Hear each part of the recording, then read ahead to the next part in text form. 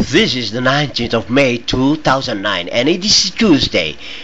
It is the second day of the ongoing administration of 2009 School Readiness Assessment SREA at Cabuluan Elementary School, District of Ballesteros, Division of Cagayan. And the following footages is a demonstration as to how the SREA is being conducted for the incoming grade 1 pupils school year 2009-2010 through the courtesy, of course, of the head teacher of the above-mentioned school. Now, let's watch it. Ready ka? Napagod ka na ba? Okay.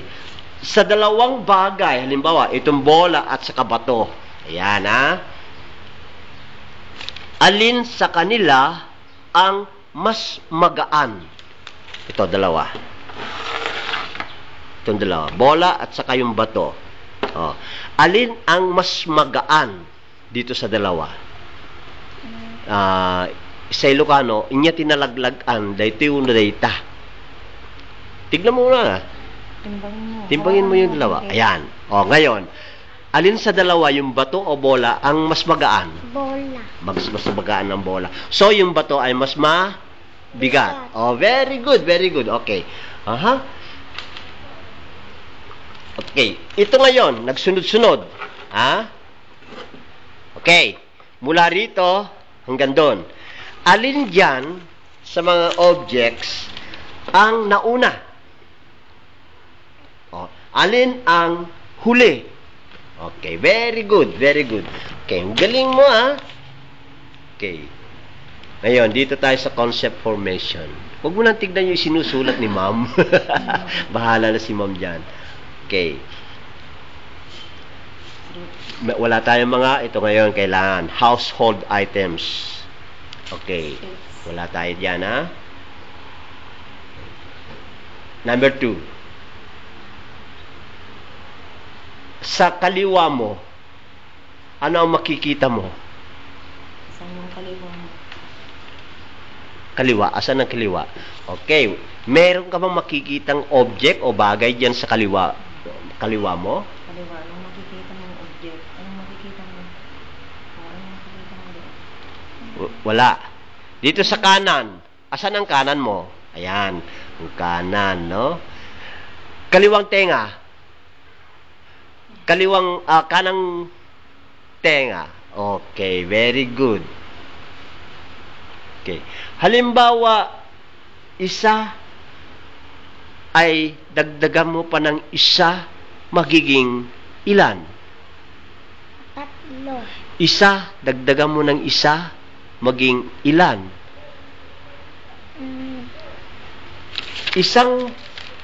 Isang bato, dagdagan mo pa ng isang bato, maging ilang bato?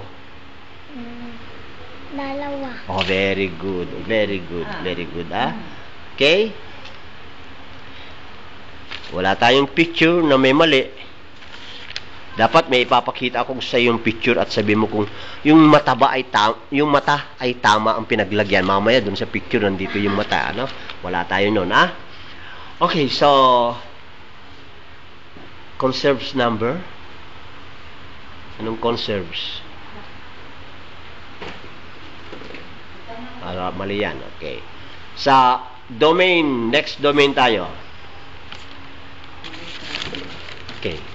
Grupuhin natin itong mga Crayola. Ha? Magsama-sama yan. Isang grupo. Ha? And then this one is another group. Dalawang grupo yan. Yes, nakikita ba? Sa dalawang grupo na yan, alin ang mas marami? Okay. Alin ang mas maliit ang bilang? 2. Okay. Very good. Now, bilangin mo lahat yang Crayola hanggang 10. Kung kulang, dagdagan mo. Lakasan mo. 2, 3, 4, 5, 6, 7, 8, 9, 10. Ilang lahat yung binilang mo? 10. 10. Very good, very good, very good, very good. Ha? Saan na tayo? Number 3, sir. Sequences, numerals, 1 to 10. Asan na yun? Unit graphy, sir. Number? Number 1 to 5, 6, sir. 6. 6. Under 3. Numeracy, sir. Numeracy. Numeracy. Okay. Oh, wala tayong mga numbers eh. Dapat available din para ma-urdos na agad. 1, 2, 3. We disarrange it. Ayun. This is the proper way, Ma'am Remy, please. Ay, hindi Eh, paano yung mga una? Okay. So, marunong ka na bumilang hanggang 10, ano? Pagkatapos ng 1, ano ang susunod? 2. Bago ang number 10, ano ang susunod? 11. Bago ang number 10. Bago mag-number 10. Number 11. Pagkatapos ng 10 na yun eh. Bago 10. Anong number ang bago sa 10? 10. O, 10 nga. Bago mag-10, anong bilang? Sige, kaya mo yan. Bumilang ka ng 10. Isa. 2, 3, 4, 5, 6, 7, 8, 9, 10. Sandali. Doon sa siyam. Bago mag-10, hindi ba? O, ano, pagkatapos ng siyam, 10. o, anong bilang o numero ang mauna sa 10? 9. Oh, very good. Ano namang number ang nasa pagitan ng 4 and 6? 3. Hindi, sa pagitan. Sa pagitan ng 4 and 6. Sa gitna ng 4 and 6. 4 and 6. Anong kulang doon? 5. Very good. Oh, ayun, Very good, very good. So, isunod na natin ito. Bibilang ako, Bibilang ako. Tignan mo kung ano yung walang number.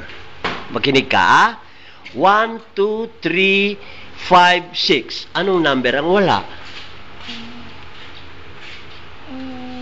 Ulitin ko, 1, 2, 3, 5, 6. Anong number ang wala? Oh, very good, very good. Okay? And then, eto na, tignan natin kung marunong ka. 5 bola, dagdagan ko ng 5 bola, bali ilang bola lahat? 10. 10, very good. 10 bola, ipinamigay ko yung 3, ilan ang naiwan? Yes. 7, very good. Okay, very good, very good. Okay, nasa reading readiness na tayo. Okay? O, ito, kailangan na natin yung mga devices natin dito. Okay,